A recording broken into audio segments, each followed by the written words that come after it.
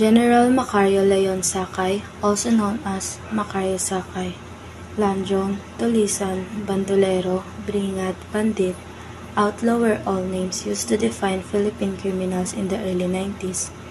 Since the early American colonizations of the Philippines for decades, Filipino allowed themselves to be brainwashed by the American victors into thinking these men were also enemies to the Filipino people.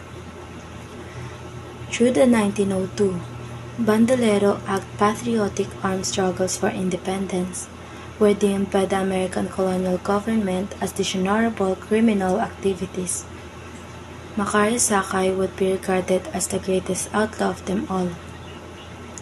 100 years later, many of these US-branded bandits are now regarded by Filipino as heroes and patriots of the Philippines. The fall of Sakay's